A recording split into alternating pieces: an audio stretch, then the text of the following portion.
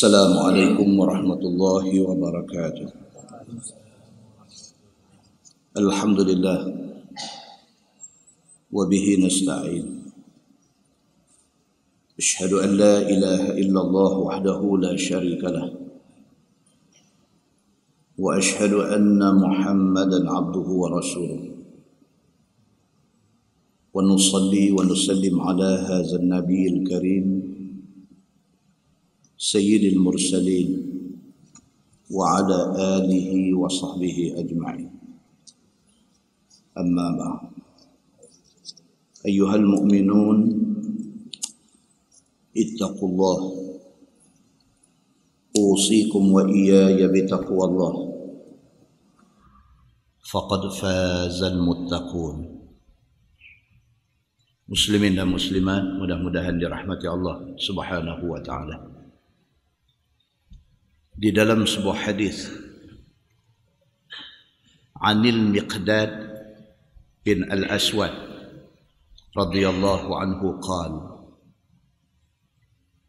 Aymullah laqad sami'tu Rasulullah sallallahu alaihi wasallam yaqul inna as-sa'ida laman junnibal fitan. Inna as-sa'id laman junnibal fitan. Inna as-sa'id laman junnibal fitan. Walaman ubtuliya fasabara fawaha. Atau kama qala, hadis sahih riwayat Abu Daud. Daripada Al-Miqdad bin Al-Aswad radhiyallahu anhu, kata dia, aimullah ataupun wallahi, laqad sami'tu Rasulullah sallallahu alaihi wasallam yaqul, dia kata, demi Allah, aku pernah dengar Nabi sallallahu alaihi wasallam bersabda. Kata Nabi, inna sa'id laman junnibal fitan. Orang yang bahagia ialah orang yang selamat daripada fitnah. Nabi kata macam tu. Dan Nabi ulang 3 kali. Nabi kata, inna sa'id laman junnibal fitan. Inna sa'id laman junnibal fitan. Nabi kata orang yang bahagia adalah orang yang selamat daripada kena fitnah. Kali yang keempat Nabi kata walaman ubtuliya fasabara, dan orang yang bahagia itu ialah orang yang kalau ditimpa fitnah sekalipun dia sabar. Kalau terus tak kena fitnah, bahagia dia. Pasal apa? Pasal kita tak tahu. Fitnah ni apabila dia kena kita, kita boleh tahan ke tak? Yang tu kita tak tahu. Ada orang yang kena fitnah tak tahan. Ada orang yang kena fitnah tahan. Fitnah ni ialah ujian. Ujian Tuhan boleh bagi mai dekat kita macam-macam. Masa hidup ada ujian dia, masa mati ada ujian dia. Kalau kita ditakdirkan Allah hidup senang, senang tu ujian. Dan ramai pun orang yang kalah dengan ujian senang. Kalau ditakdirkan Allah Subhanahu wa ta'ala kita hidup susah, susah tu ujian. Ramai pun orang yang kalah dengan ujian susah.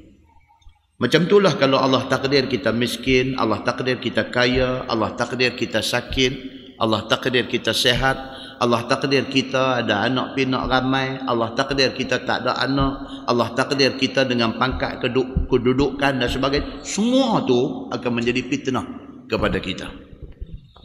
Ada manusia Allah Subhanahu wa ta'ala bagi dekat dia ujian susah, dia tahan.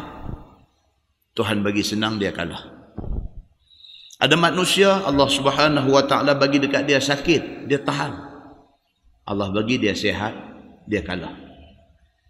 Manusia akan diuji selagi mana dia boleh duk tarik nyawa, selagi mana dia boleh duk berjalan, selagi mana dia boleh duk bergerak atas muka bumi ni, dia akan diuji. Adakah ujian itu sampai ke tahap fitnah kepada dia? Allah saja yang tahu. Maka Nabi SAW kata, inna sa'id, sesungguhnya orang yang bahagia itu ialah laman junnibal fitan, ialah orang yang dia terhindar, terlepas daripada fitnah. Bahagia dia. Pasal apa? Pasal kalau kena uji, kalau kena fitnah, belum tentu dia boleh sabar. Dan Nabi kata untuk kali keempat, walaman ubtuliya fasabara. Dan bahagia itu kepada orang yang kalau ditakdirkan dia kena uji, dia boleh sabar, dia bahagia. Bahkan kata Nabi, fawahan, bahkan bahagia satu orang itu apabila dia kena fitnah, dia boleh kata, alangkah baiknya fitnah ini. Satu benda yang merupakan tak baik ataupun negatif untuk dia, dia boleh terima secara positif. Dia kata, alhamdulillah Allah bagi aku sakit. Sekurang-kurangnya sakit ni mengingatkan aku pada Allah. Ujian Allah tu, dia boleh terima benda tu sebagai satu kebaikan bagi dia. Muslimin dan muslimat yang dirahmati Allah sekalian, dalam sebuah hadis riwayat daripada Abi Hurairah radhiyallahu anhu, kata dia, anna Rasulullah sallallahu alaihi wasallam qala, la taqumu as-sa'ah hatta yamurra ar-rajul biqabri ar-rajul fayaqul ya laitani makana. Daripada Abi Hurairah radhiyallahu anhu, dia kata Nabi sallallahu alaihi wasallam bersabda, Nabi kata kiamat tidak akan jadi hatta yamurra rajul biqabri rajul, sehinggalah apabila satu orang berjalan di kubur satu orang yang lain, fayaqul, dan dia kata, ya laitani makana. Bila dia lintas satu kubur, dia lintas satu kawasan perkuburan, dia kata, ish, alangkah baiknya kalau aku yang duduk dalam kubur tu. Pasal apa terbit kata-kata yang macam tu daripada mulut dia? Pasal apa? Pasal dia menjadi satu orang manusia yang kena fitnah, dan dia tak boleh tahan dengan fitnah yang kena dekat dia, sampai dia bercita-cita kalaulah dia dah mati duduk dalam kubur, dia kata itu lebih baik daripada dia hidup menanggung fitnah. Bila sampai macam ni jadi, inilah tanda kiamat sudah dekat. Maksud daripada tuan-tuan, manusia pada ketika itu sudah duduk di dalam satu zaman, duduk dalam satu masa fitnah keliling. Ada harta-harta jadi fitnah, ada anak-anak jadi fitnah, ada jiran-jiran jadi fitnah. Segala benda yang ada kat dia jadi satu fitnah kepada dia. Sampai dia bercita-cita, kalaulah aku dah mati, lega aku tak gaduh tanggung semua reba ini. Nabi SAW kata, bila berlaku keadaan macam tu, itu kiamat sudah dekat. Dunia sudah huru-hara. Muslimin dan muslimat yang dirahmati Allah sekalian, dalam Quran Tuhan kata, kutiba alaikumul qital wa huwa kurhul lakum wa asa an takrahu syai'an wa huwa khairul lakum wa asa an tuhibbu syai'an wa huwa syarrul lakum wallahu ya'lamu wa antum la ta'lamun. Sadaqallahul azim. Tuhan kata dalam ayat ni, difardukan ke atas hampa semua perang, sedangkan hampa tak suka. Siapa suka perang? Nak main masjid mengaji kitab pun segan, nak pergi perang.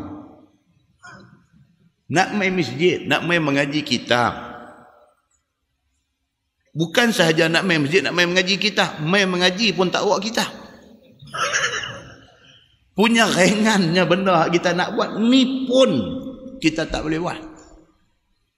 Nak suruh galas senjata pergi perang, Satu benda yang Allah Subhanahu wa taala sebut, dia kata kutiba alaikumul qital, diperlukan ke atas hampa semua perang, wa huwa kurhul lakum. Manusia tak suka. Pasal apa? Pasal perang ni kalau tak mati hidup, kalau tak hidup mati. Siapa suka? Manusia tidak suka kepada benda yang boleh membawa satu risiko yang pada penilaian dia tak bagus. Manusia tak suka mati. Sedangkan perang memungkinkan dia mati. Tapi Tuhan kata apa? Wa asa an takrahu syai'an wa huwa khairul lakum. Kadang-kadang benda yang hampa tak suka tu baik untuk hampa. Tuhan kata. Hampa tak suka perang. Perang sabilillah hampa tak suka. Pasal hampa duk nampak nak mati. Sedangkan kalau mati dalam perang itu syahid. Syahid ni tidak ada balasan melainkan syurga. Manusia nampak mata kasar kata tak bagus. Tuhan kata tapi sebenarnya itu baik bagi hampa. Wa asa an tuhibbu syai'an wa huwa syarrul lakum. Macam itulah. Kadang-kadang benda hampa cukup syok, cukup suka, Tuhan kata tak baik untuk hampa. Kita nampak mata kasar kita benda tu bagus, kita nak benda tu. Dapat ke tangan kita, rupanya dia membawa akibat buruk kepada kita. Wallahu ya'lam. Tuhan kata yang tahu ni Allah. Baik buruk satu-satu benda Allah aja yang tahu. Wa antum la ta'lamun. Tuhan kata hampa tak akan tahu hakikat sesuatu benda baik ataupun tak baik. Muslimin dan muslimat yang dirahmati Allah sekalian. Kita pernah baca satu hadis daripada Abi Hurairah radhiyallahu anhu. Kata dia anin Nabi sallallahu alaihi wasallam qala bainama imra'atun fi man kana qablakum turdi'u ibnan laha idh marra biha farisun mutakabbir alaihi syaratun hasanah. فقالت المرأة اللهم لا تمت ابني هذا حتى أراه مثل هذا الفارس على مثل هذا الفرس. قال النبي صلى الله عليه وسلم فترك الصبي الثدي ثم قال اللهم لا تجعلني مثل هذا الفارس. قال النبي صلى الله عليه وسلم ثم عاد إلى الثدي يرضع ثم مروا بجيفة حبشية أو زنجية تجر فقالت أعيذ ابني بالله أن يموت ميتة هذه الحبشية أو الزنجية فترك الثدي وقال اللهم أمتني ميتة هذه الحبشية أو الزنجية إلى آخر حديث. Abu Hurairah kata Nabi SAW pada satu hari cerita dekat sahabat-sahabat dia. Nabi kata jadi satu masa dulu. Nabi kata satu perempuan duk dukung anak sambil duk bagi susu ke anak dia. Tiba-tiba lalu di depan perempuan yang duk menyusu anak ni satu orang laki-laki naik kuda dan keadaan dia mutakabbir. Nampak besar diri. Alaihi syaratun hasanah, dengan pakaian hebat. Lalu depan mak ni, depan perempuan haduk susu anak ni. Satu orang berpakaian hebat, naik kuda yang hebat lalu di depan dia. Faqalat al-mar'ah, mak ni bila tengok dia pun kata Allahumma la tumit ibni hadha hatta arahu mithla hadha al-faris. Mak ni sambil duk susu anak ni dia kata ya Allah ya Tuhanku, janganlah bagi anak aku ni mati sehinggalah satu hari aku nak tengok dia macam dia ni. Belum aku pejam mata mati, aku nak tengok anak aku haduk menyusu ni, aku nak tengok dia ni hidup senang macam dia ni, jadi orang kaya macam dia ni, pakaian hebat macam ni, dengan kenderaan kuda yang hebat macam ni. Ya Allah, ya Tuhanku, minta supaya anak aku ni jadi macam orang ni satu hari esok. Sebelum mati, aku nak tengok dia berjaya macam ni. Pada pemikiran mak dia ni, itulah kehidupan yang elok untuk anaknya. Qala Nabi sallallahu alaihi wasallam fataraka as-sabi as-sadiyah. Nabi kata budak hak duk menyusu ni berhenti minum susu, dia beralih tengok mak dia. Summa qala Allahumma la taj'alni misla hadzal faris. Dia beralih tengok mak dia, dia kata ya Allah, ya Tuhanku, minta aku tak mau jadi macam dia ni.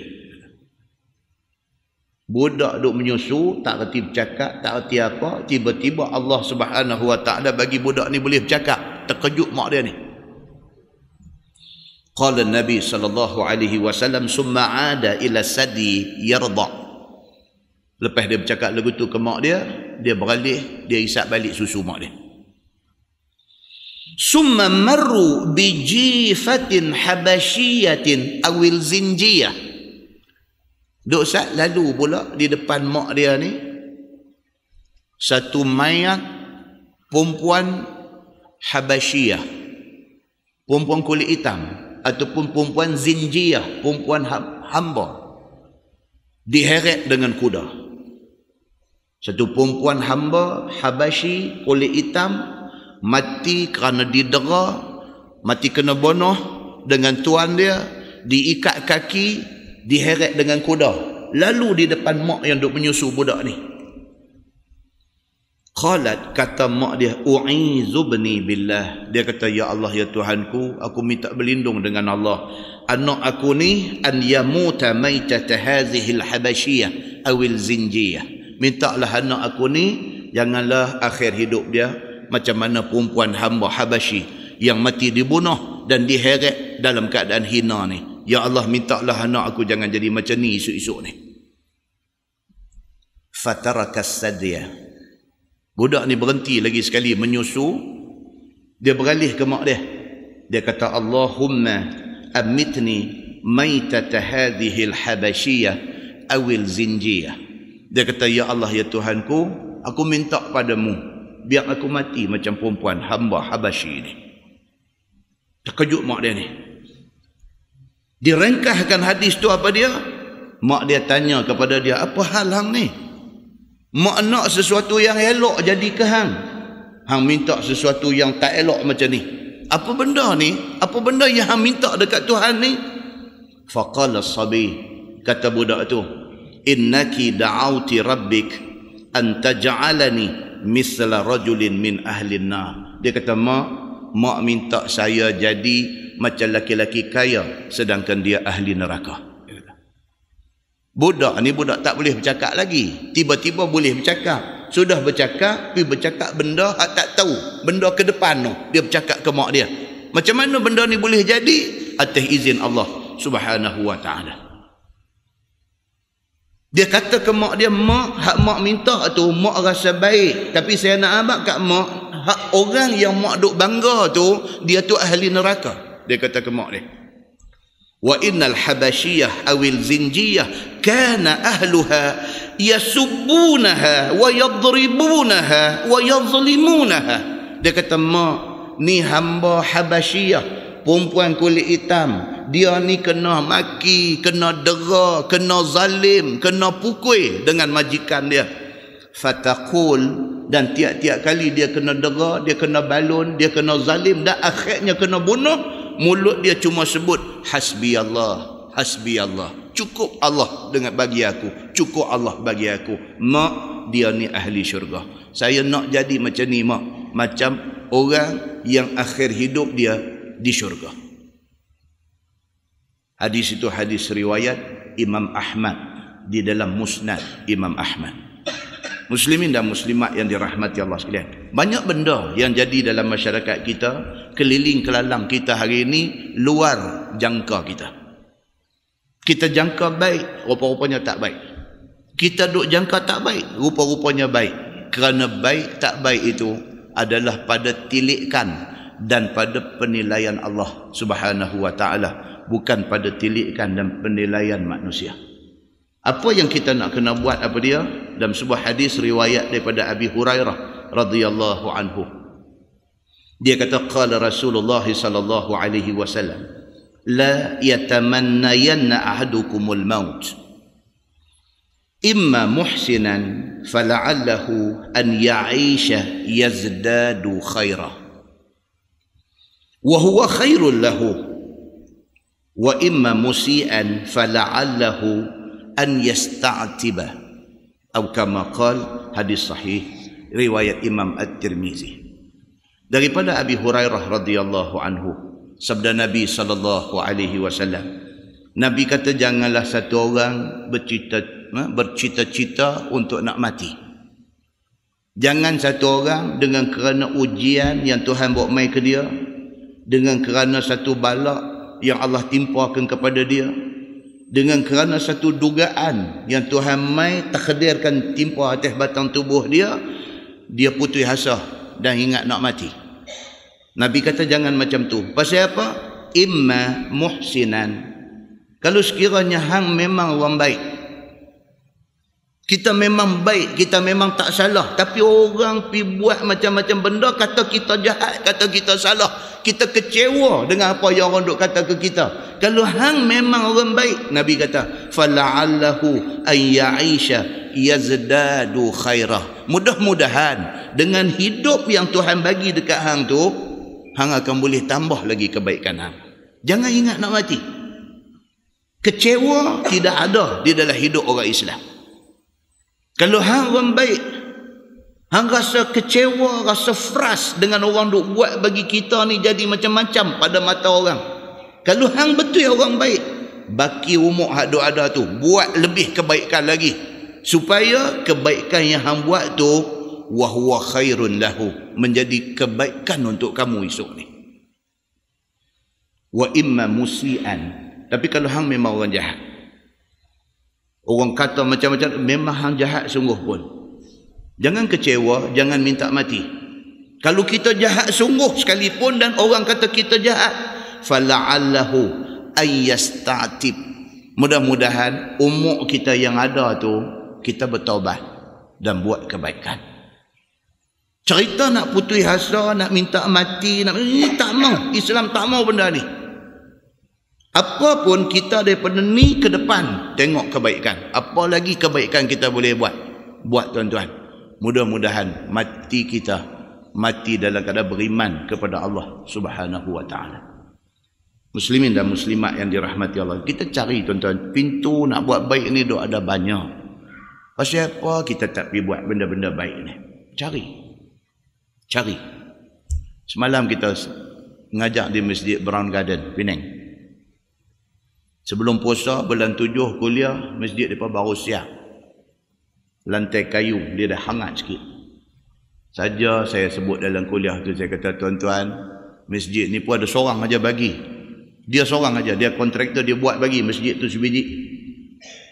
Total harga lebih kurang dekat 2 juta. Dia bagi seorang dia aja. Saya kata, dia dah dapat dah pahala dia. Kita cari apa kita boleh buat. Tuan-tuan boleh pakat-pakat. Saya kata bagi seorang 1 aircon ke apa ke. Pakat 4-5 orang beli 1 aircon. Pakat 4-5 orang beli 1 aircon saja. Saya lempang. Lontarkan idea tu. Tuan-tuan, habis sembahyang Isya, turun duk pakai kasut. Ada orang pergi jumpa pengurusi masjid. Dia kata aircon semua saya nak buat. Ada orang macam tu tuan-tuan. Dia kata aircon semua saya nak buat. Berapa biji pun tak apa. Cari kontraktor mai, bagi tahu berapa biji sesuai. Habaq kat saya berapa, ya saya pukul 1 cek. Jadi ada tuan-tuan. Orang hak jenis nak cari ni kebaikan apa dia boleh buat ni ada. Pengurusi pun alhamdulillah, terima kasih banyak-banyak. Mai seorang lagi pula, dia kata lantai kayu ni kami orang tua-tua duk sakit lutut. Dia kata lah ni macam ni, 1 masjid kapet saya bagi. Ada tuan-tuan. Tapi tak ramai. Ramai ni apa dia? Awak dia buat masjid dia ni, awak dia tak buat pintu banyak, awak dia apa sumbangan pun tak ada, dia komplain saja ada. Hak ni ramai. Nak buat baik ni punya susah, orang duk cari jalan macam mana nak buat baik. Dia tak fikir nak buat baik, dia fikir nak komplain. Allah, dia kata awak buah kapet merah, tak elok. Dia kata awak pasang aircon 5 horsepower ni sejuk sangat. Aku tak boleh tahan. Aku sementara nak sembahyang Isya, duk ulang pi pancung sampai 3 kali. Kebaikan tak buat. Jangan jadi orang macam tu. Jangan jadi orang macam tu. Orang yang duk fikir nak bagi kosot, nak bagi rosak, nak bagi hancur lebok masyarakat. Tak mau. Kita fikir apa yang kita boleh contribute untuk nak bagi jadi lagi elok. Muslimin dan muslimat yang dirahmati Allah sekalian. Ini sahabat kita ni, duk ambil gambar ni semua ni. Bukan ada siapa bagi duit kat dia pun. Ni live. Satu dunia tengok. Student duk ada di Korea. Student duk ada di Jerman, student duk ada di Jepun, semua duk hantar dalam email. Terima kasih pasal mereka boleh dapat live tengok daripada sana. Bukan ada siapa bagi duit, bukan ada siapa suruh. Saja buat, cari satu peluang, satu lubang untuk kita nak hidup senang di hari akhirat esok. Itu saja. Pasal apa manusia ni, dia otak dia tak ke situ, ke arah nak jadikan hidup dia di akhirat esok selesa. Dia tak ke situ. Dia suka nak cari masalah. Bukan masalah atas dunia, akhirat esok dia lagi masalah dengan Allah Subhanahu wa taala.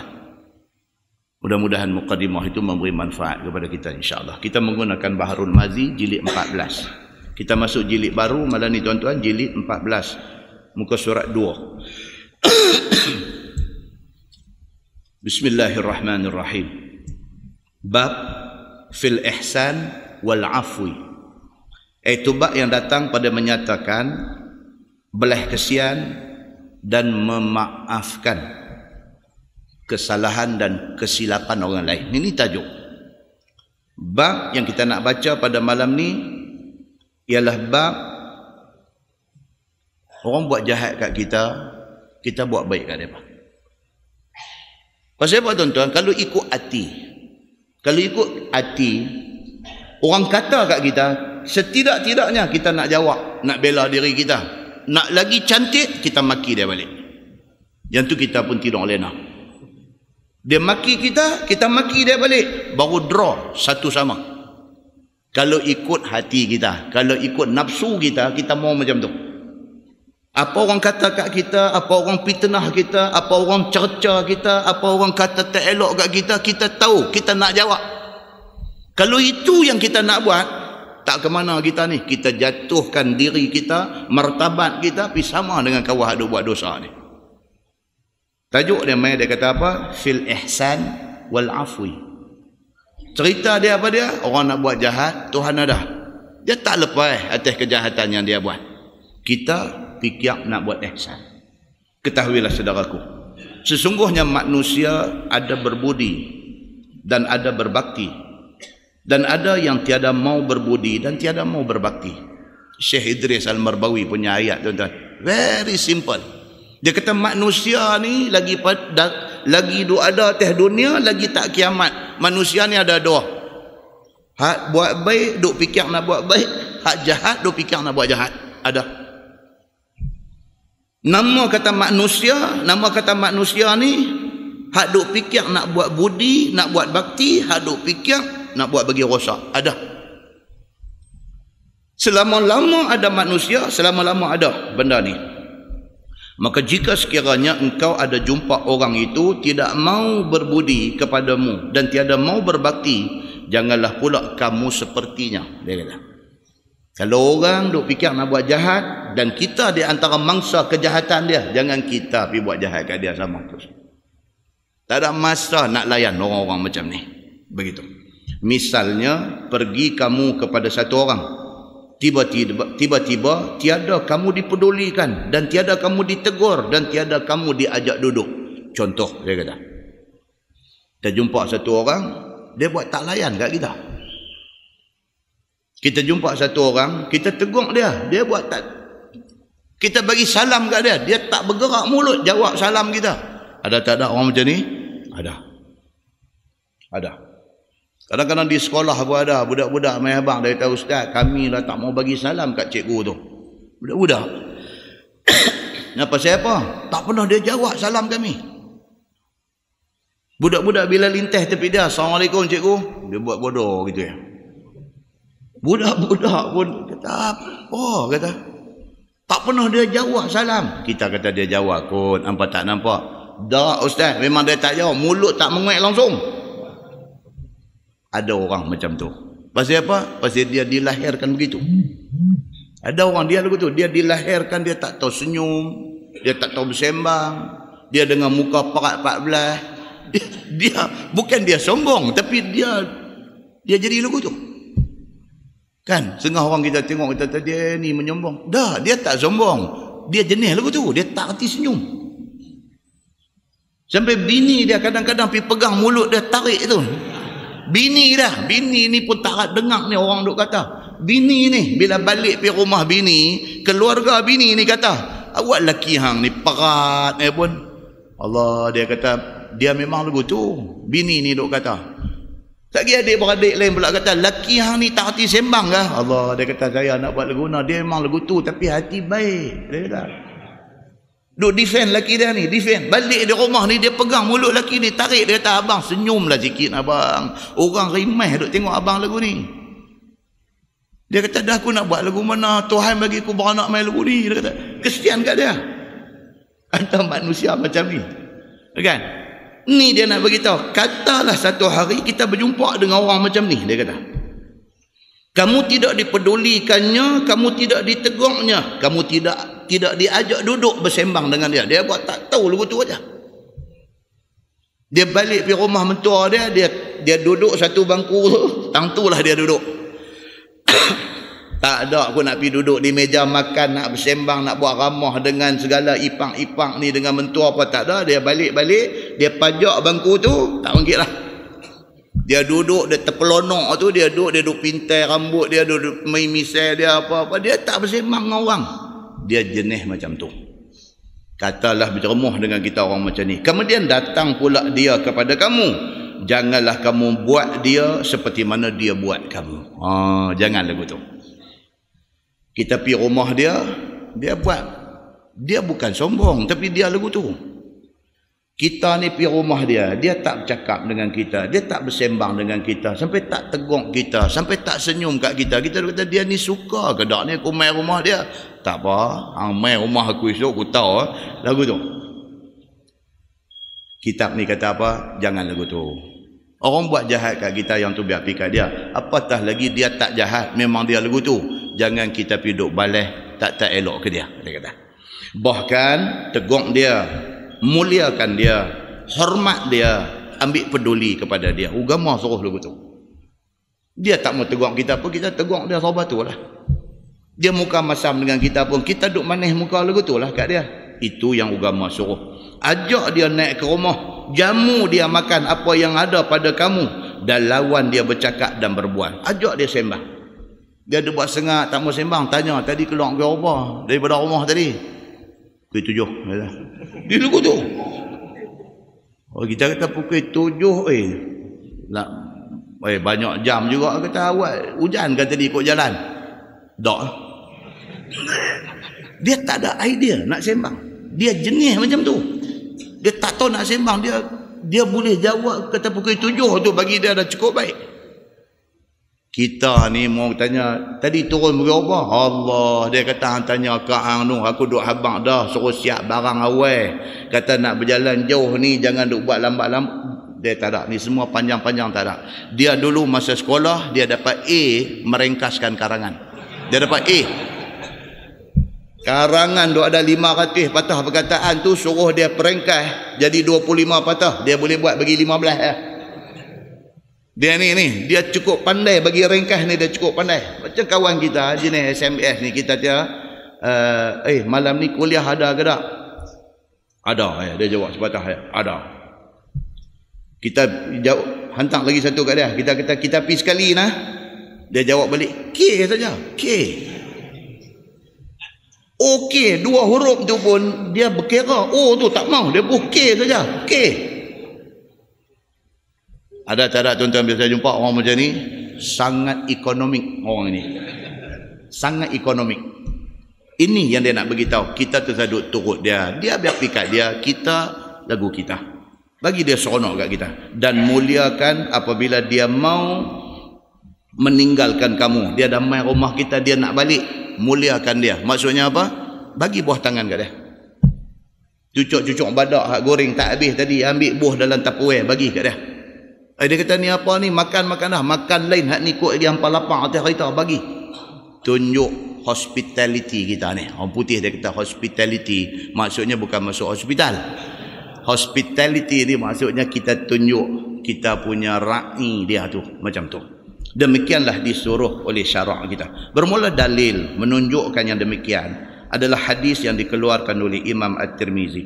Kata dia an Malik bin Nadlah Al-Jushami radhiyallahu anhu qala qultu ya Rasulullah ar-rajul amurru bihi fala yaqrini wala yudayyifuni fayamurru bi afa ujzihi tu baris tu tolong pembetih dia punya titik semua lari habis tu. Afa ujzihi tu yang betul. Diriwayatkan daripada satu sahabat Nabi SAW, nama dia Malik bin Nadlah. Bukan Fadlah tu, Nadlah. Al-Jushami radhiyallahu anhu, dia ni sahabat. Malik bin Nadlah ni dia ni sahabat. Dia hidup di Kufah. Dia bukan orang Mekah, bukan orang Madinah, dia Kufah. Sampai mati pun di Kufah dia ni. Katanya berkata aku kepada Nabi SAW, ya Rasulullah, satu laki-laki hamba lalu akan dia, yakni lalu hamba di depan rumahnya, maka tiada dipedulikan hamba, tiada ditumpangkan hamba di rumahnya, dan tiada dijadikan hamba ini dhaifnya. Malik bin Nadlah pergi mengadu dekat Nabi. Dia kata, ya Rasulullah, ada satu kawan ni, Allahu Akbar, saya duk lalu pi balik depan rumah dia, kot nak tegur dak, kot nak bersembang dak, kot nak ajak masuk dalam rumah dak, apatah lagi nak ajak makan dak sekali-kali. Awaklah dia ni macam ni. Dia pergi mengadu dekat Nabi SAW.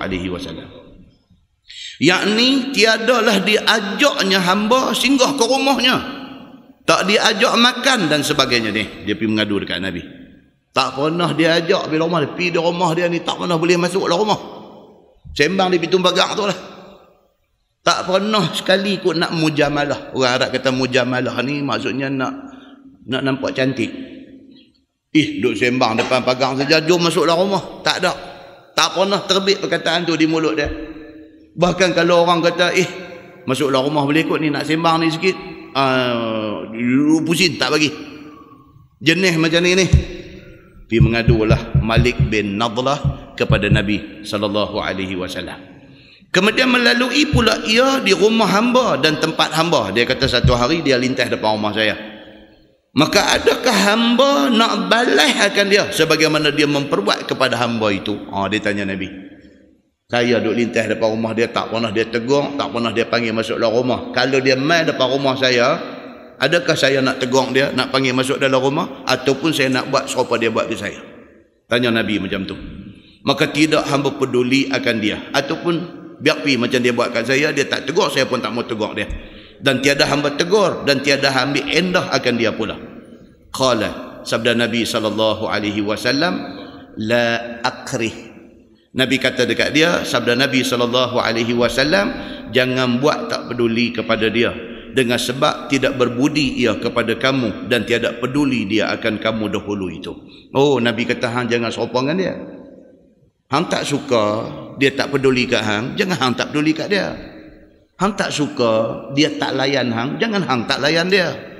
Nabi kata, kita jangan lagu tu dengan orang, bahkan beri ia tumpang padamu apabila dia hendak menumpang bermalam. Nabi kata, bahkan kalau satu hari dia nak main tumpang tidur di rumah hang pun, hang bagi dia tidur. Walaupun hang lalu depan rumah dia, dia tak pernah panggil masuk. Kalau satu hari dia nak main tumpang tidur rumah hang, bagi dia tidur. Kasihanlah kamu kepada dia, dan jangan kamu ambil salah akan perbuatannya ke atas kamu dahulu itu. Muliakan dia, Nabi kata. Weh tuan-tuan, boleh baca lah hadis ni. Kita boleh ke buat lagu ni? Kita boleh ke orang buat jahat kita nak buat baik ke orang, boleh ke? Ini satu persoalan. Boleh ke kita dendam tuan-tuan bawa sampai mati? Dia buat tak elok kat kita sekali, kita dendam sampai ke mati. Hari ni dandan baca pantun, ada ubi, ada baca. Dandan baca. Ada hari aku balas. Hari ni hari hang. Hari ni hari hang akan mai satu hari-hari aku. Hari ni sedap hang buat kat aku. Satu hari hang tahu aku siapa. Manusia ni lagu tu. Dan inilah yang nak dididik oleh Nabi sallallahu alaihi wasallam. Nabi nak suruh kita ni tak jadi macam tu. Sambung hadis tu, qala, dia kata wara'ani arassas siyab faqala halaka min mal. Ni mai tajuk lain pula. Kata Malik bin Nadlah, dan tiba-tiba dilihat oleh Nabi SAW akan daku memakai pakaian buruk. Malik bin Nadlah ni pergi jumpa Nabi, pergi mengadu hal tadi. Nabi dah jawab dah dekat dia. Nabi kata kalau orang buat jahat kita jangan buat jahat ke orang. Habis dah bab tu, main bab lain pula. Nabi tengok dia ni. Nabi tengok Malik bin Nadlah ni. Nabi tengok dia atas bawah awak dia ni pakai, nampak macam orang miskin sangat. Pakaian hak dia pakai, cara dia punya dressing, dia nampak macam orang susah, nampak macam orang miskin. Faqala Nabi sallallahu alaihi wasallam, hal laka min mal? Nabi kata dekat dia, Malik, hang tak ada harta ke? Nabi kata dekat dia, Malik, hang ni miskin sangat ke? Nabi tanya dekat dia, Malik, hang ni orang susah ke? Awak pakaian nampak macam miskin susah sangat ni. Perbincangan. Dia kata masalah menegur saudara yang berharta memakai buruk. Dia kata dengan sepotong hadis itu, boleh satu orang guru ataupun satu orang yang patut ataupun layak tegur orang. Ni daripada hadis ni, dia kata guru boleh tegur murid. Pasal apa? Pasal Nabi itu guru. Nabi tegur sahabat dia. Maksudnya apa? Kita nak tegur orang, biarlah kita tu ada kelayakan untuk nak tegur. Jadi orang yang ada kelayakan untuk tegur ni siapa? Guru lah. Siapa yang layak tegur? Ibu bapa. Layak tegur. Siapa yang layak tegur? Siapa dia? Sekurang-kurangnya kawan baik, kawan rapat. Kalau kita tidak cukup syarat itu, susah. Pasal apa? Kalau tegur jadi hal. Layak ke satu orang macam saya, satu ustaz cabuk, nak pergi komplain Tok Guru ni Aziz. Itu tidak taraf, dia panggil. Itu tidak taraf. Biar orang hak boleh tegur tu sama taraf, sama kelayakan. Boleh tegur. Dia nak habaq kat kita yang tu, itu adab yang kita kena reti, kita kena faham. Orang macam mana? Hari ni adab ini tak ada, tuan-tuan. Duk bersembang, pecah gebang tepi parit, tepi longkang, komplain Tok Guru alim tu. Oi, jangan. Hang siapa? Orang yang hang komplain tu siapa? Adab tu kena reti. Adab tu kena reti. Kita ni siapa yang kita nak, ini dia nak beritahu kat kita. Kita sukat diri kita dulu, kita tahu kedudukan kita di mana, kita tahu kita layak tak layak tegur orang yang berkenaan ni. Muslimin dan muslimat yang dirahmati Allah sekalian. Bila Nabi tegur Malik bin Nadlah pasal pakai baju buruk, Nabi layak. Pasal apa? Dia bukan sahaja guru, bahkan dia Nabi sallallahu alaihi wasallam. Dia kata ataupun sahabat ataupun anak pinaknya dalam kalangan keluarga boleh tegur. Isteri tegur suami, suami tegur isteri boleh. Anak-anak nak tegur ibu bapa, kena cari jalan elok-elok. Itu sahabat tadi hantar email mai, dia kata, Ustaz, alhamdulillah, terima kasih. Sejak saya duk mengikuti pengajian-pengajian ni, saya banyak mengubah hidup saya lah, apa-apa semua. Alhamdulillah Ustaz, mak saya pun berubah banyak dah lah ni. Aurat-aurat semua dah jaga. Budak-budak muda tuan-tuan. Aurat-aurat semua dah jaga elok dan sebagainya. Cuma email ni, cuma satu saja. Saya sangat duka cita, ayah saya tak mau berubah. Macam tu ya. Luahan hati anak. Ayah saya tak mau berubah. Pasal apa? Maklum saja. Dia kata, ayah saya dengan latar belakang cerita yang berbagai-bagai. Dia kata, susah sangat dia nak berubah. Kami satu keluarga dengan mak, dengan apa ni, tak tahu nak buat dah macam mana. Ayah tak mau berubah. Satu saja dia boleh buat, apa dia? Minum dia dah stop.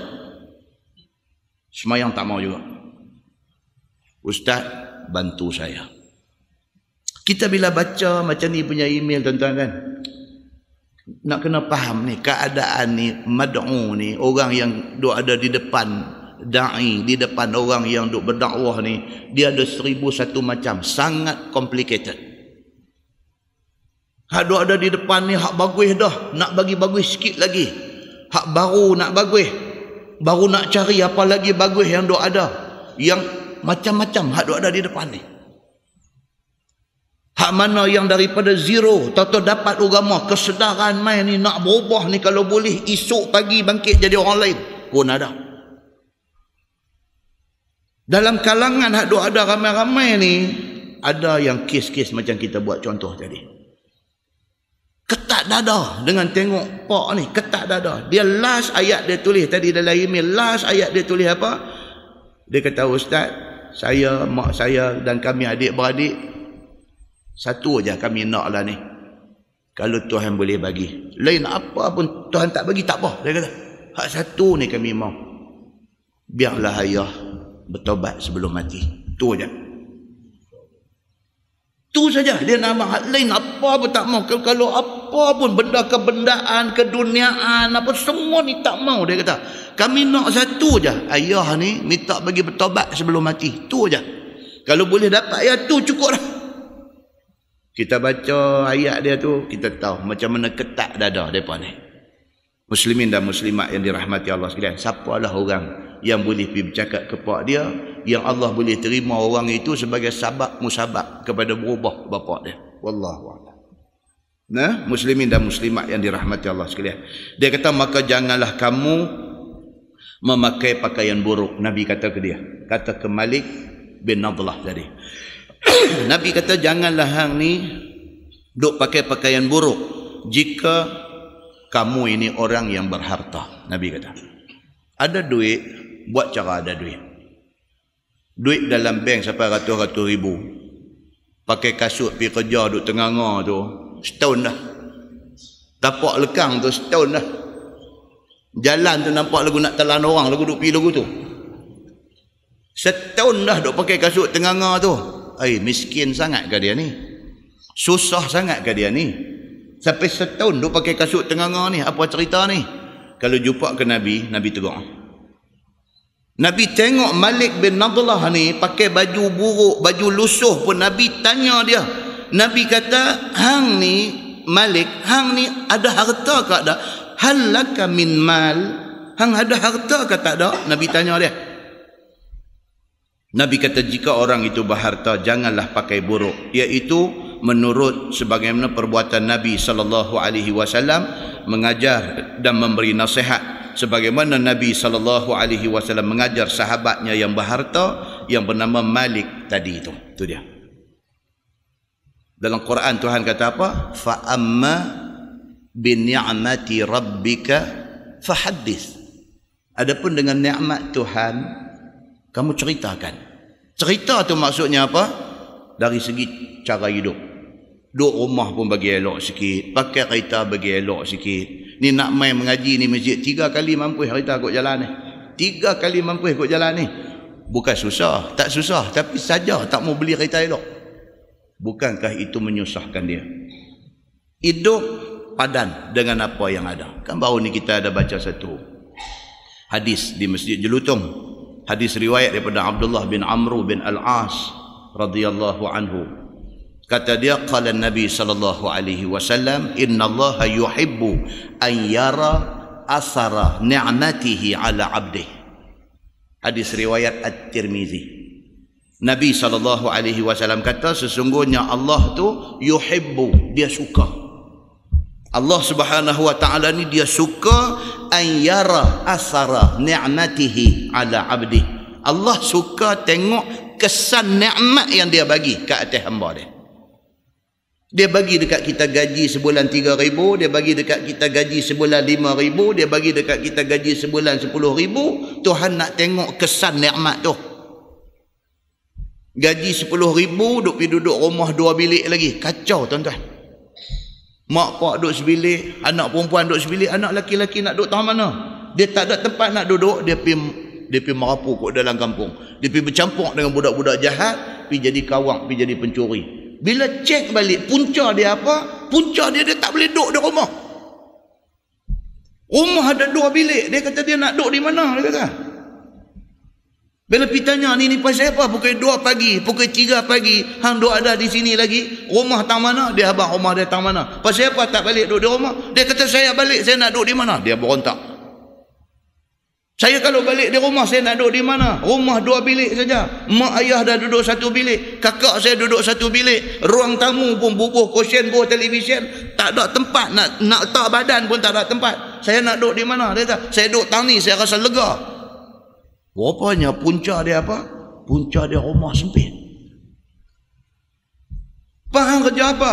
Gaji berapa duit? Awatlah orang tua ni tak pergi cari rumah hak lega sikit.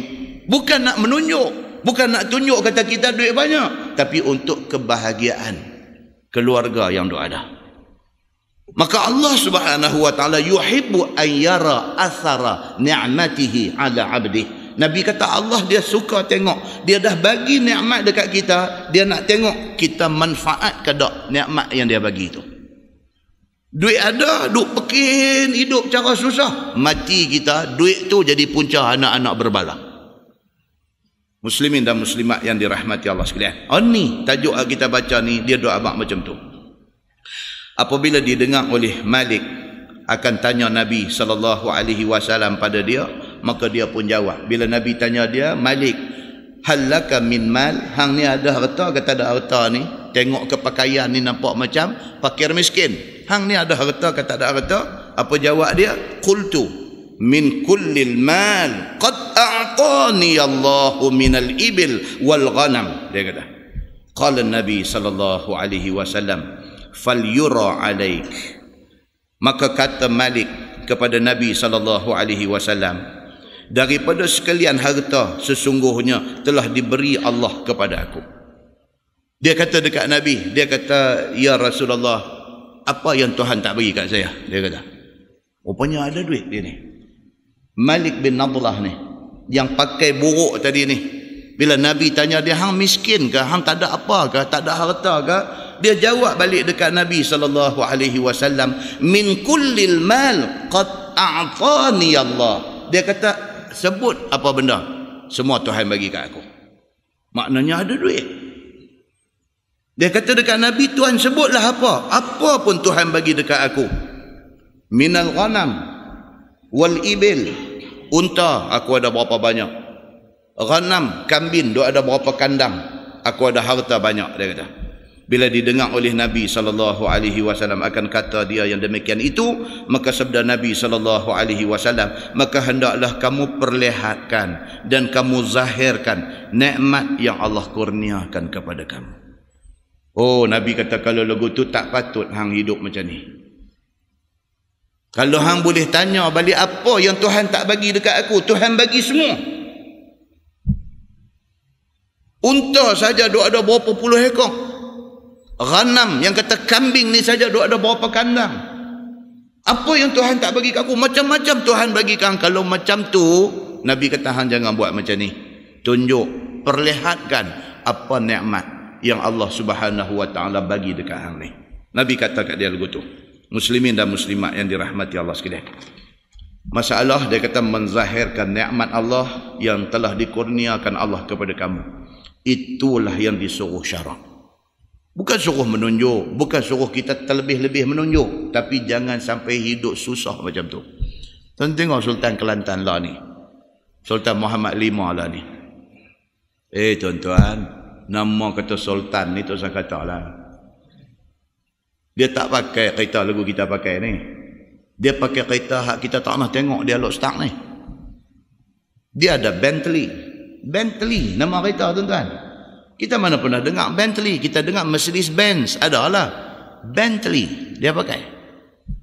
Belum cakap lagi kereta-kereta Lamborghini, semua ada. Dia boleh pakai baju Melayu biasa, itu okey. Itu bukan tunjuk miskin, itu tunjuk sederhana. Itu tunjuk sederhana, itu tidak salah. Tapi kalau sampai pergi tunjuk pakai baju koyak rabak, itu tidak dibenarkan oleh agama. Dia yang Allah bagi nikmat macam tu, dia boleh tunjuk dia bersederhana. Bukan senang, bukan semua orang boleh buat macam tu. Demikian juga orang yang Allah bagi harta, tidak susah, tidak miskin, jangan sampai pergi tunjuk macam Tuhan tak bagi nikmat dekat dia. Itu juga dimarah oleh Allah Subhanahu wa taala.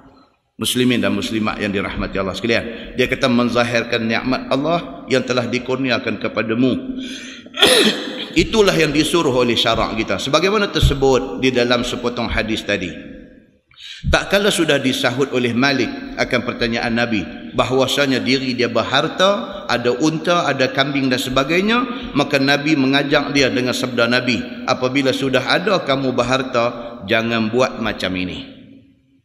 Ada duit, jangan duk tunjuk kata tak ada duit. Jangan macam tu.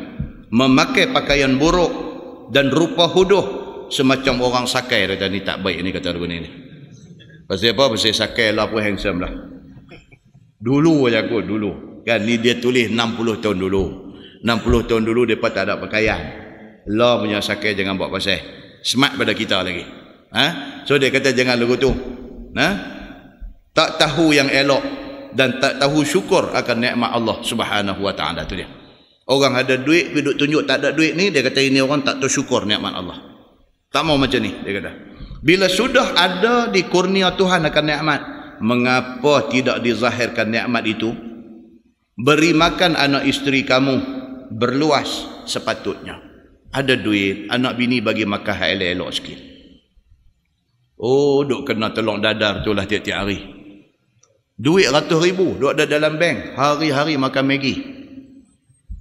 Anak-anak ni rambut pun kerintin habis, daripada rambut lurus jadi kerintin habis. Kata apa? Ada duit, bukan tak ada duit, tapi piduk buat tak boleh, dia kata. Cubalah berlapang dalam hidup bila ada duit. Dan dia kata bersihkan pakaian dengan pakaian baru dan cuci. Beli baju-baju baru pakai, dia kata. Atas sekira-kira ada persalinan yang baik, bagi ada baju untuk nak salin pakai. Sampai yang itulah hari-hari, tak mau. Bagi ada baju lain boleh ganti. Kemudian bersedekahlah kamu dan berbuatlah khairat. Dia kata, hak mana ada belen-belen lebih-lebih itu, belajak-belajak bagi sedekah. Biasakan main masjid RM1 masuk dalam tabung. Biasakan. Biasakan, kita tak akan balik daripada masjid melainkan ada RM1 setidak-tidaknya masuk tabung. Biasakan macam tu. Apakah gunanya harta itu dicari? Bukankah harta itu nikmat Allah? Kalau sudah kamu tahu ia nikmat Allah yang telah dikurniakan Allah kepadamu, gunakanlah pada tempat yang diredai Allah. Dia kata, Allah bagi dekat kita untuk kita rasa. Dulu tuan-tuan, dulu satu masa dulu, orang duit ni duk simpan tak tahu buat apa. Cina menyaga tuan-tuan, Cina menyaga boleh puluh-puluh ribu sebulan. Dia boleh duduk rumah kayu, dalam rumah tu ada 12 keluarga duduk. Dulu, tuan-tuan tengok Cina hari ni, dapat duit, mereka rasa nikmat duit tu. Mereka tak duduk dah rumah kayu, 8 keluarga, 12 keluarga dalam satu rumah, mereka tak duduk dah lah ni. Bukti daripada apa? Daripada banci penduduk. Banci penduduk yang orang duk buat selalu ni, banci penduduk 4 tahun sekali duk buat ni, dapat finding dia ini, dia antaranya. Daripada ubah dah corak, hidup daripada ubah dah. Daripada mula dah menikmati hasil susah payah mereka. Kau dulu dapat duit, kepui-kepui hantar balik negeri. Dapat duit hantar balik di sana, di kampung laman asal tok nenek mereka. Mereka duk beli tanah, duk buat apa di sana tu. Lah dah dah. Mereka susah payah, mereka sakit badan, hasil tu mereka nak nikmati. Hari ni dah jadi macam tu. Pasal apa? Pasal mereka pun tahu, yang sakitnya dia, susah payah cari duit ni dia. Harta tinggal, anak-anak ni dah jadi lain dah. Kita anak orang miskin, anak kita anak orang kaya. Nampak tuan-tuan? Kita ni anak orang miskin, Duit seduit kita kutip dulu. Duit seduit dulu, kalau bayar bil elektrik dapat balik duit seduit ni. Duit seduit tu ada satu bekas di rumah simpan. Duit seduit tu bagi kita bernilai. Anak kita hari ni duit 2 kupang jatuh, dia tak kutip. Dia tak kutip duit 2 kupang, dia mau duit kertas lah. Anak kita hari ni raya pergi rumah orang, tuan rumah bagi kat dia duit 5 kupang, dia tak mau ambil. Dia tak mau ambil. Dia kata duit kertas tak ada. Dia buat bodoh, dia kata lagu tu. Duit kertas tak ada lah. Dia nak duit kertas. Pasal apa? Seolah-olah duit selin ni tak ada nilai. Berbanding dengan kita dulu seduit kita kutip. Muslimin dan muslimat yang dirahmati Allah sekalian, perubahan ni berlaku di dalam masyarakat pada hari ini.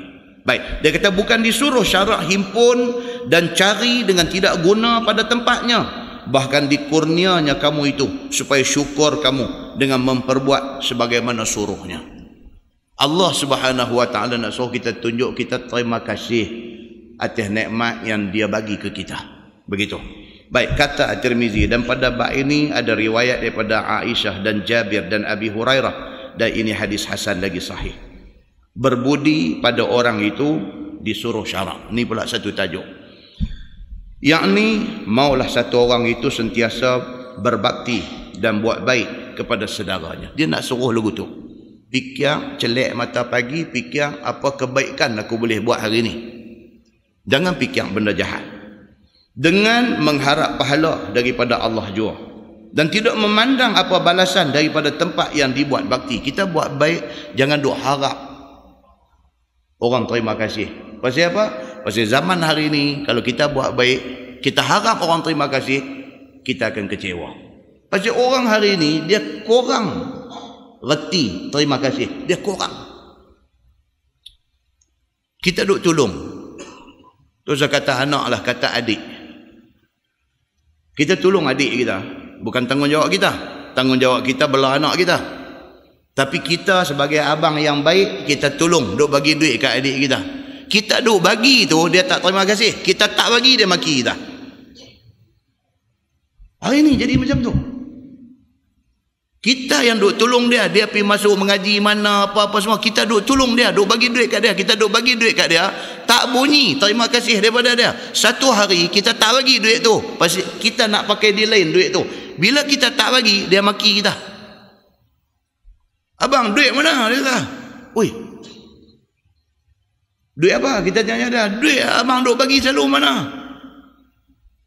Tanggungjawab aku kah belahang? Amolah nak jadi pasal tanggungjawab aku kan nak belahang ni, kata. Dah lah selalu duk bagi, pasal apa yang tak bagi? Dia tak reti nak terima kasih kita duk bagi tu. Dia jadi macam tu hari ni.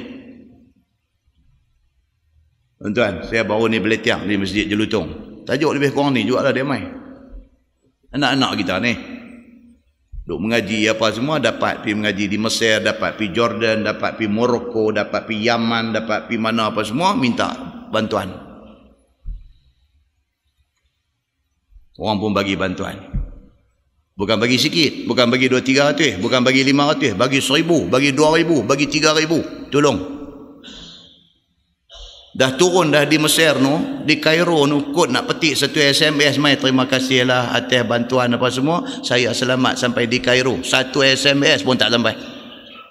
Macam ni punya doa ada ni. Pergi mengaji agama tu, tak erti terima kasih. Kalau kita bagi pertolongan mengharapkan terima kasih, ni dia nak beritahu, kecewa yang akan kita dapat. Kalau kita tak ingat yang tu, kita bagi-bagi sudah habis, aku tak mau ingat apa dah, tahan sikit. Tapi kalau kita bagi, kita dah ingat budak ni, aku tolong dia, aku tolong 3,000. 3,000 ni bukan sikit, aku boleh buat macam-macam dengan duit 3,000 ni, tapi aku tolong budak ni. Bila dia sampai di sana, satu SMS harga 5 kupang, tuan-tuan, international punya SMS 5 kupang. Apa 5 kupang berbanding dengan 3,000 yang orang tolong dia? Pun dia tak hantar SMS terima kasih. Muslimin dan muslimat yang dirahmati Allah sekalian, budaya nak mengucapkan terima kasih ni semakin mati dalam masyarakat kita hari ini. Dia reti agama, dia kenal agama, dia apa, ustaz tu lah mengajak dia, tiba-tiba satu hari dia maki balik ustaz tu. Masya Allah. Jadi tak jadi benda ni dalam masyarakat hari ni? Jadi. Mana pi budaya hak kita duk baca yang Nabi duk bagi tahu ni? Mana pi budaya terima kasih kepada guru ni? Mana pi budaya ni? Tak ada. Muslimin dan muslimat yang dirahmati Allah sekalian, kalau kita mengharapkan terima kasih, dia kata apa? Kecewa kita ni. Pasal orang ni dia semakin tak reti nak terima kasih. Kalau kat kita dia tak reti terima kasih, budak-budak ni dekat mak pak dia pun dia tak tahu terima kasih. Dekat mak dia mengandung dia 9 bulan 10 hari, susah payah, dia tak reti terima kasih. Satu hari dia boleh main cakap dengan perkataan yang merobek luka hati mak dia. Dia boleh bercakap. Pasal apa? Pasal dia satu orang manusia yang tak tahu terima kasih. Muslimin dan muslimat yang dirahmati Allah sekalian, maka tolonglah siapa yang patut ditolong. Dia doa abang ni, tolong kita terus ada fikir bab terima kasih. Kalau kita fikir, kita nanti kecewa. Lah terus ada fikir, kita tolong sudah habis, tak mau duk ingat dah. Muslimin dan muslimat yang dirahmati Allah sekalian. Dan dia kata, berilah apa-apa suatu hajat kepada yang berhajat. Kita mau fikir macam tu ya. Siapa nampak dalam keadaan berhajat, kita rasa kita boleh tolong tunai hajat dia, kita tunai. Tak boleh, abang dia kata tak boleh. Lagu tu aja. Dan sempurnakanlah apa sesuatu kemahuan saudaramu itu, jikalau belum pun engkau melihat bodinya kepadamu sekalipun. Kita boleh buat lagu tu, dada kita tak ketat. Kita boleh tolong, tak mau duk fikir apa. Kita buat apa pun tak mau nak harap balasan, okey. Kalau kita ingat kata kita nak balik balasan, terima kasih ya, bukan balas duit balik, balas terima kasih saja, kita akan kecewa. Pasal apa? Banyak manusia yang sudah jadi begitu. Demikianlah dia kata disuruh oleh syarak dengan dalil hadis yang dikeluarkan oleh At-Tirmizi an Huzaifah radhiyallahu anhu qala Rasulullah sallallahu alaihi wasallam la takunu imma'atan taquluna in ahsana an-nasu ahsanna wa in zalamu zalamna. Oh ni hadis ni kata, diriwayatkan daripada satu sahabat Nabi sallallahu alaihi wasallam. Lagi dia menjadi tempat simpan rahsia Nabi, iaitu Huzaifah bin Al-Yaman radhiyallahu anhuma. Sabda Nabi sallallahu alaihi wasallam, jangan ada sekalian kamu melampau-lampau pada menurut orang. Nabi usaha. Kamu, Nabi kata, jangan melampau-lampau turut orang. Biar kita tahu ujung pangkai. Kita nak ikut siapa pun, biar kita tahu ujung pangkai cerita. Main tikam turut, main nak jadi pak turut ni memang kerja bahaya. Semalam kita baca hadis Nabi SAW buat haji.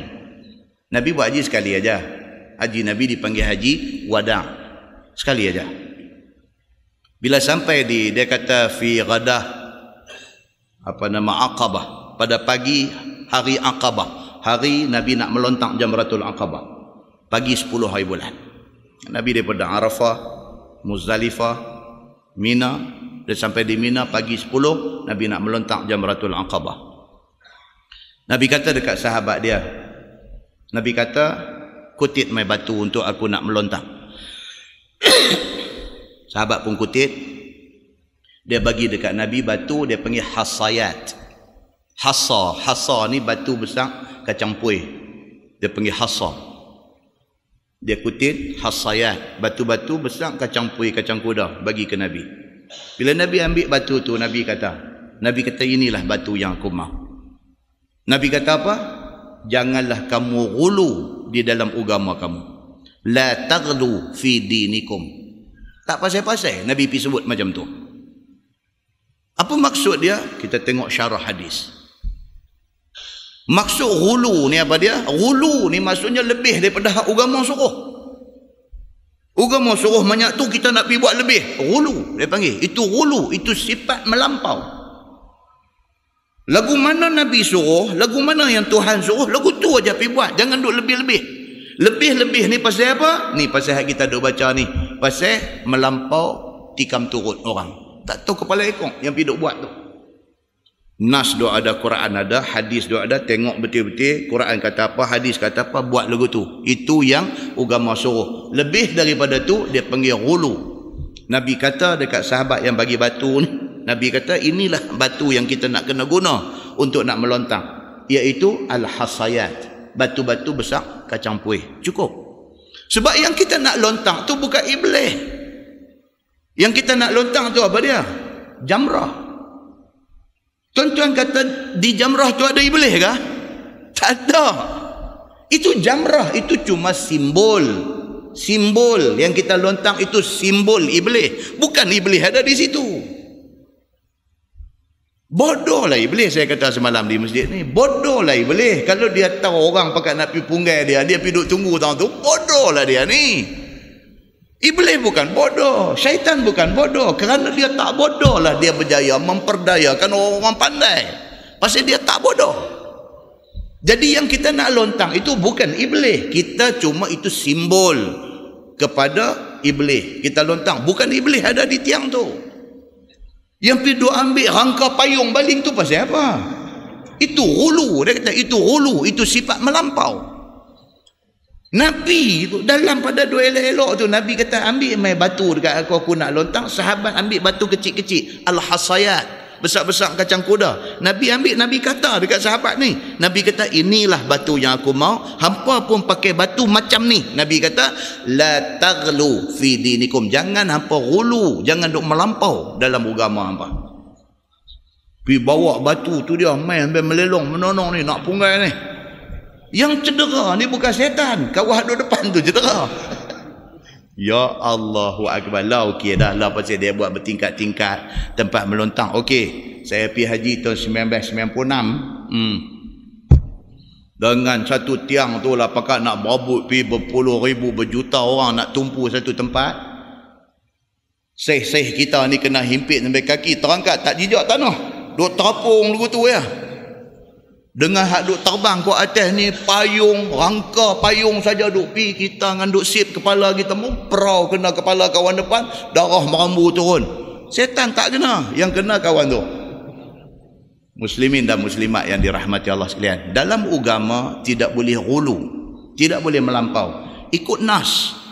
Jangan create, jangan tokok tambah, jangan mereka cipta hal-hal agama. Kerana benda ni membawa kepada ghulu, kepada berlakunya melampau di dalam agama. Muslimin dan muslimat yang dirahmati Allah sekalian. Dan dia kata, berkata sekalian kamu, jika berbuat baik orang pada kamu, nescaya berbuat baik kami. Dan jika tidak berbuat baik orang, nescaya tidak berbuat baik kami. Jangan. Nabi kata jangan lagu tu. Jangan berdendam. Oh, hang buat kat aku hari ni, satu hari aku balas dekat hang. Jangan macam tu, Nabi kata. Jangan hari ni hang cerca aku, esok aku cerca hang balik. Jangan hari ni hang fitnah aku, esok aku boleh create satu fitnah, hantam hang balik. Jangan. Nabi kata sifat macam tu tak mau ada dalam diri orang Islam. Berbudi dengan menanti akan orang berbudi itu dikeji syarak. Dia bagi tahu kat kita di sini apa dia? Dia kata kita kalau nak harap orang terima kasih baru kita nak buat baik, tu salah. Dia kata agama tak mau macam tu. Pihak yang kena tolong wajib berterima kasih, tapi kita tak usah harap dah terima kasih dia. Kalau kita harap, kita kecewa. Dia kata seperti mana yang tersebut di dalam masalah itu, maka janganlah dikata dan dinanti orang buat baik barulah kita nak membalas kebaikan dia. Jangan macam tu, dia kata. Jangan duk tunggu macam tu, ataupun memandang dia dengan tak mau berbuat baik, kamu pun tak mau buat baik kepada dia. Tak mau macam tu. Kan selalu kita baca, Nabi kata apa? Da' yadaka ala sadrik. Nabi kata tangan hang ambil buah tiada dada. Da' yadaka ala sadrik. Fama ahbabtahu li nafsik fa ahibbahu li ghairik. Apa yang hang suka orang buat kat hang, hang buat kat orang. Nabi kata lagu tu. Kita suka orang buat apa kat kita, kita suka orang hormat kita, kita kena hormat orang. Kita tak suka orang buat apa kat kita, kita tak suka orang fitnah kita, kita jangan fitnah orang. Tanya diri sendiri, apa kita suka orang buat kat kita, buatlah benda tu dekat orang. Islam dia ajar cukup cantik, tapi manusia tidak ikut apa yang Islam ajar. Dia kata dan kemudian kamu pun memberikan, membiarkan dia kamu nampak suka memberi, maka kamu pun tak mau memberi kepadanya pula. Dia tak suka bagi kat kita, kita pun tak mau bagi. Ini dendam ni, tak mau. Maka dia tak mau bermuafakah dengan kamu, maka kamu tak mau nak bermuafakah dengan dia. Dia tak mau sembang dengan kita baik-baik, kita pun tak mau sembang dengan dia baik-baik. Maka sekalian itu tidak baik kepada kamu. Maka yang lebih baiknya ikut turut seperti mana sabda Nabi SAW, walakin wattinu anfusakum in ahsanan nas an tuhsinu wa in asa'u fala tazlimu. Nabi kata, dan tetapi yang lebih baik itu ialah sediakan dirimu berbuat baik dengan sentiasa, dan jika berbuat baik orang padamu, maka engkau balas berbuat baik itu kepada mereka itu. Itu dia. Nabi kata kita bila pun fikir nak buat baik, sudahlah, kita tak sakit jiwa. Dia kata, dan jika tidak berbuat baik, mereka itu akan kamu sekalipun. Orang buat jahat kat kita pun biar pergi dekat mereka. Orang putih kata apa, tuan-tuan? Orang putih kata, when the foolish one speaks, when the foolish one speaks, do not reply to him. Orang putih kata, ni hadis mereka punya. Kalau satu orang bodoh, satu orang bangang duk bercakap, merapu melalut, do not reply to him. Terus ada respon lah. For better than a response to him is silence. Orang putih kata, daripada hang duk jawab apa yang dia duk kata, lagi baik hang duk diam. Pasal apa? If you speak to him, you aided him. Hang jawab apa yang dia duk fitnah hang tolong dia untuk nak merapu lebih lagi. Kita jawab 1, dia tembak mai 10 lagi. Kita jawab 10, dia tembak mai 100 lagi. Tu salah. Dia kata apa? But if you left him with no reply, kita biar pergi kat dia, terus ada jawab apa dekat dia, in extreme sadness he dies. Dia lelai, dia kecewa, dia mampu lagu tu aja. Tentu tengok dalam dunia, dalam Malaysia pun sama. Jadi orang terkenal memang kena maki ya. Manusia sebaik Tok Guni Aziz, orang baik tuan-tuan, 22 tahun jadi menteri besar, dia boleh mempertahankan kehidupan dia macam tu. Dia orang cukup baik. Apa orang tak kata dia? Dia pun boleh masuk gambar dalam internet, dia duk hirup ayam dalam piring. Dia pergi bubuh sebelah gambar dia duk hirup ayam dalam piring tu. Dia pergi bubuh gambar khinzir duk serodok ayam. Sakit hati tuan-tuan. Kita yang tengok ni sakit hati, dia tak sakit hati. Kalau dia nak respon, nak jawab benda-benda macam ni tuan-tuan, nak pergi cari siapa buat benda ni, nak pergi saman kau tu, dah selesai ke benda ni? Apa yang orang putih kata ni, when the foolish one speaks, do not reply to him. Biar pikir dia, Tuhan ada. Hang nak tulis apa, hang nak masuk gambar apa, hang nak buat cerita apa, kalau hang betul, kalau niat hang baik, apa yang hang kata tu memang hang wajib kena kata, mudah-mudahan hang dapat pahala. Tapi kalau hang tulis tu satu benda berupa fitnah, nak menjatuhkan orang, mengaibkan orang, nak memalukan orang dan sebagainya, Tuhan ada. Kita tak payah balas, kita tak payah jawab, kita tak payah defend, kita tak payah buat apa. Memadai Allah Subhanahu wa taala sahaja, handle dia di akhirat esok. Allah Subhanahu wa taala hantar satu malaikat aja untuk jaga dia ni, malaikat Zabaniyah. Falyad'u nadiyah sanad'u Zabaniyah. Hang panggil berapa ramai geng hang doa ada, mai pertahankan hang. Aku hantar malaikat Zabaniyah aja, Tuhan kata cukup untuk jaga hang. Muslimin dan muslimat yang dirahmati Allah sekalian, jangan sampai macam tu. Jangan sampai buat benda yang menyalahi daripada apa yang agama suruh. Muslimin dan muslimat yang dirahmati Allah sekalian, maka janganlah sekalian kamu berbuat tidak baik akan orang itu, dan jika mereka itu bagi mudarat kepadamu, maka yang lebih baik memaafkan mereka itu. Agama ni macam tu. Buat apa pun biar pi, jawab tak mau, apa pun tak mau. Kalau satu hari dia mai jumpa, dia kata saya minta maaf banyak-banyak, saya lah yang buat ni, kita kata mudah-mudahan Allah bagi petunjuk dekat hang, ke depan esok jangan dia buat dah, sudah. Bukan kita nak pegang dia, nak bagi penampang 3 dah kat dia ke apa, buat nak buang geram. Aku memang duk tunggu hari ni, hari hang mai depan aku, Dia mai dia kata minta maaf lah, sebenarnya saya yang buat ni, saya minta maaf. Tak apa, selesai. Nak balas pun tak, nak apa pun tak. Ke depan esok hanya buat dah benda-benda yang tak bagus macam ni. Sudah. Ini yang agama suruh. Kalau kita boleh buat lagu ni tuan-tuan, cukup hebat ni. Orang yang hebat ni apa dia? Orang yang boleh membalas kejahatan orang tetapi dia pilih untuk tak balas. Itu orang hebat. Orang yang betul-betul kuat. Siapa dia orang yang betul-betul kuat ni? Dia boleh kalau dia nak ambil tindakan dekat orang tu, dia tak ambil. Tuan tengok baru keluar dalam surah abang, apa nama, Yaumiyan ke apa nama surah abang Saudi, baru keluar satu bapa yang anak dia dibunuh oleh satu orang. Balik search internet boleh jumpa. Satu bapa di Saudi, anak dia dibunuh oleh satu orang. Depa neighbor, berjiran. Tak tahu apa hal pun tak tahu, pergi jadi bergaduh sampai membawa kepada bunuh. Budak yang bunuh anak dia ni ditangkap, dibicarakan, sabit kesalahan, dihukum mati. Saudi depa jalan qisas, hudud apa depa jalan. Maka budak ni dijatuhkan hukum qisas, hukum mati.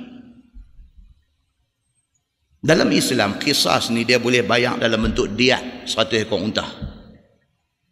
Bapa kepada budak yang kena bunuh ni tuan-tuan, dia menolak daripada menerima bayaran diat 100 ekor unta. Dia tak mahu. Dia kata apa? Dia kata dalam tempoh hang duduk dalam penjara ni, kalau hang boleh hafal 30 juzuk Quran, aku setuju untuk bebaskan hang. Sebab dia waliyud dam. Kalau tuan-tuan mengaji dalam bab jinayah Islam, bapa kepada anak yang kena bunuh, bapa ni dia panggil waliyud dam, tuan punya darah anak yang kena bunuh. Dia mempunyai hak dalam Islam untuk bagi pardon, untuk bagi pengampunan kepada orang yang bunuh anak dia. Dia tak mau ambil tebusan diat 100 ekor unta. Berapa nilai? Kalau seekor unta harga 2,000, 100 ekor unta bayar, dia tak mau duit. Dia cuma kata kalau dalam tempoh masa hang di penjara ni, kalau hang boleh hafal 30 juzuk Quran, aku bagi pengampunan, hang bebas. Keluar dalam surah abang Saudi, budak ni hak bunuh anak dia ni, mai pegang kepala orang tua ni, pak kepada budak dia bunuh ni, dia cium dari orang tua ni. Tuan-tuan tengok keindahan Islam apabila orang reti Islam. Bukan dendam yang ada dalam hati dia, tapi sifat ihsan wal afu ada dalam hati dia. Anak aku mati dah, aku tuntut berapa banyak pun daripada hang, aku nak tengok hang dihukum pancung depan mata aku pun, anak aku tak hidup balik lah. Bukan dendam yang dia cari. Dia nak apa? Kalau hang boleh hafal 30 juzuk Quran, aku bagi pengampunan dekat hang. Sebagai waliyud dam, aku ampunkan hang. Hang bebas.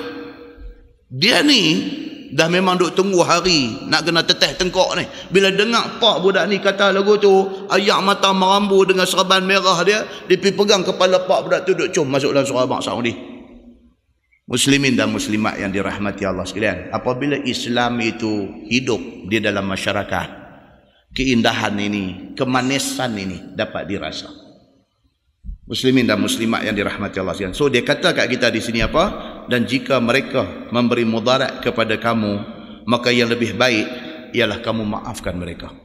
Bukan senang tuan-tuan, tapi kalau boleh buat, itulah yang dikehendaki oleh agama kita. Dan ketahuilah akan dia. Dan kata At-Tirmizi, bermula ini hadis hasan lagi gharib, dan tiada kami ketahui melainkan daripada ini wajah. Lepas ni insya-Allah kita akan masuk satu tajuk yang agak panjang, dia panggil fi ziyaratil ikhwan. Cerita tentang tuntutan ziarah menziarahi di kalangan saudara mara. Dia akan masuk tajuk tu. Dia akan mai cerita bila kita pergi ziarah ni, kita pergi ziarah orang, apatah lagi yang kita ziarah itu orang sakit, dia kata.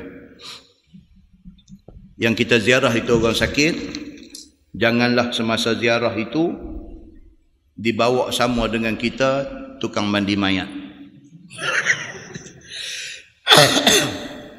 Tajuk akan datang. Kawan tu duduk sakit lorat. Pergi bawa orang mandi mayat, pergi tengok dia. Memang dia boleh jalan tu. Dia celik-celik mata tengok, Allah, dia ni mai dah. Maknanya dia tak lama dah. Dia kata elakkan daripada bawa orang-orang macam ni. Tukang mandi mayat, tukang kapan mayat, tukang tanam mayat, tukang korek liang. Mereka ni tak usah duduk pergi ziarah orang sakit. Tak boleh. Jadi dalam masyarakat kita pun siapa ada buat kerja ni, pergi tengok masa sihat saja. Masa sakit, hantar saya masuk, duduk di beranda sudah. Pasal apa? Kalau masuk memang leceh. Pasal apa? Dia membawa gambaran kepada kawan sakit ni. Kawan pun mata pun tak apa nak boleh buka, dengan penat, nuhak, celik-celik nampak kawan tu. Tak mau yang tu. Ini tajuk akan datang. Dia nak beritahu adab ziarah. Kita hak pergi ziarah ni pula, dia kata dia ada beritahu banyak lah. Hak kita pergi ziarah ni, jangan pergi dulu. Dia buat contoh pun cantik. Pergi tengok pegang tangan dia. Awak tangan sejuk ni, dia kata kat dia tu. Itu semua buah tak elok. Awak tangan sejuk ni, pegang kepala, pegang. Dia kata kalau duduk main sejuk lagu ni duduk habang lagu tu. Dia kata minta maaf cakap lah pakcik. Dia kata tak lama ni. Ni dia buat main esok ni, benda-benda macam tu jangan duduk cakap. Kalau kawan tu tidak betul-betul dalam keadaan sakarat, jangan pergi duduk talqin di telinga dia. Dia tak betul-betul akhir hayat lagi. Pergi duduk di telinga dia duduk la ilaha illallah. Dia backhand tu sekali tak ke? Dia kata aku bukan nak mati lagi. Jadi kena cerdik lah benda-benda macam ni.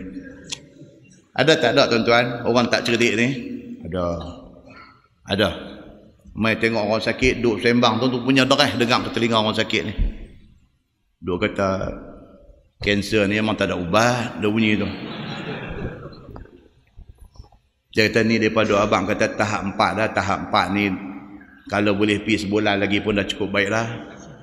Tak boleh. Kawan ni dengar dandan dada berombak. Dia duduk main lagu tu. Kan ada satu tu imam kita di sebelah Penang ni, tua dah, umur 80 lebih, pergi haji. Kalau ni kita daripada Arafah mai di Muzdalifah, bah tinggal lah punya sistem. Dulu bah tunggu, kita turun pergi nak ambil mabit di Muzdalifah, dah kutip-kutip batu, naik balik bah tu juga jalan pergi ke Mina. Lah muassasah tukar cara sampai di Muzdalifah, turun semua bah jalan kosong. Kan nak jadi ke cerita, bah nak mai ambil tu tak mai. Sampai siang esok, dah subuh tak mai lagi, dah pukul 8 tak mai lagi, pukul 9 tak mai lagi, pukul 11 tengah hari tak mai lagi. Hamba Allah ni umur 80 lebih. Muzdalifah bukan ada pokok bawang sebatang pun. Panas makin duk terik. Hak duk ada ni pakat buka kain ihram, duk pegang 4 penjuru ni, duk buat bumbung dia. Dia umur 80 lebih. Lepas tu dia pun terlampau tak larat ni, jadi macam tak sedar diri. Mai lah syekh nak talqin ni mai. Dia mai duduk di telinga orang tua 80 lebih ni. La ilaha illallah. Celek mata, lueh balik. Dia kata aku bukan nak mati lagi. Dia kata. Ni lah ini yang tajuk ni dia tak dah baca. Dia pergi Mekah dah. Pergi jadi macam ni. So akan datang ni di bawah tajuk fi ziyaratil ikhwan, cerita ziarah ni pun, cerita ziarah ni saja pun detail. Dia akan buat mai kat kita apa ada adab dia dan sebagainya. Kemudian dia akan mai tajuk fil haya, cerita tentang malu. Kita akan baca satu hadis Nabi SAW, dia sebut satu-satu sahabat dia. Abu Bakar As-Siddiq ni apa dia punya special dia. Umar Al-Khattab ni apa dia punya special dia. Osman bin Affan apa dia punya special dia. Nabi sebut satu-satu. Dan yang kata malu ni, Nabi kata siapa di kalangan sahabat dia yang paling pemalu? Osman bin Affan. Nabi sebut. Dalam ramai-ramai itu, Nabi kata Osman bin Affan orang yang paling malu. Dia malu dengan Allah Subhanahu wa ta'ala. Dan kita akan baca satu hadis cerita satu perempuan yang kena penyakit sawan zaman Nabi. Dia kena penyakit sawan. Sawan ni maksudnya dia main dia tarik. Bila dia tarik itu habis, aurat semua tersingkap. Dia pergi jumpa Nabi. Dia kata, ya Rasulullah, boleh tak tolong doa kepada Allah supaya sakit saya ni dihilangkan? Kerana saya bukan masalah sakit, dia kata. Masalah saya, bila saya sakit, aurat terbuka, nampak kau orang. Nabi kata dekat dia, Nabi kata dekat dia, Nabi kata, kalau aku doa minta Allah bagi hang sembuh, Allah akan bagi hang sembuh. Tapi kalau aku minta doa kepada Allah supaya masa hang sakit, aurat hang tak terbuka, tapi hang tetap sakit, tapi aurat Tuhan akan pelihara, hang akan dapat syurga. Hang mau yang mana? Nabi tanya dia. Kalau kita, tuan-tuan, kita nak apa? Kita kata nak baik ya. Dah, perempuan ni pilih apa? Dia kata saya nak syurga. Kalau lagu tu tak apalah, tak payah minta saya baik. Minta Allah pelihara aurat saya. Masya Allah, tuan-tuan. Ni yang kata di kalangan sahabat-sahabat, sedangkan dia bukan sahabat besar, bukan sahabat terkenal. Begitu kedudukan dia di sisi Allah Subhanahu wa taala. Benda-benda macam ni bila kita baca, tuan-tuan, bukan apa, pasang balik kat kita. Nampaklah jauhnya kita berbanding dengan para sahabat Nabi ridwanullah alaihim ajma'in. Terus berdoa, terus berusaha, mudah-mudahan Allah bantu kita untuk nak menjadi orang seumpama mereka. Kita tangguh dengan tasbih kafarah dan suratul As. Subhanakallahumma wa bihamdika, asyhadu an la ilaha illa anta, astaghfiruka.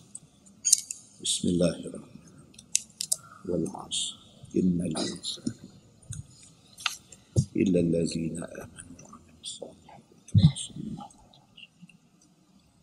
اللهم صل على محمد في الأولين والآخرين وسلم ورضي الله تبارك وتعالى عن سادتنا أصحاب سيدنا رسول الله أجمعين. بسم الله الرحمن الرحيم. الحمد لله رب العالمين حمدا يوافي نعمه ويكافئ مزيده. يا ربنا لك الحمد كما ينبغي لجلال وجهك الكريم وعظيم سلطانك. رضينا بالله ربا وبالإسلام دينا وبمحمد نبيا ورسولا. اللهم افتح علينا فتوح العارفين وارزقنا فهم النبيين بجاه خاتم المرسلين. اللهم فقهنا في الدين وعلمنا التأويل واهدنا صراطك المستقيم. اللهم أرنا الحق حقا وارزقنا اتباعه وأرنا الباطل باطلا وارزقنا اجتنابه. اللهم اجعل جمعنا جمعا مرحوما وتفرقنا من بعده تفرقا معصوما. وصلى الله على محمد وعلى آله وصحبه وسلم والحمد لله رب العالمين. السلام عليكم.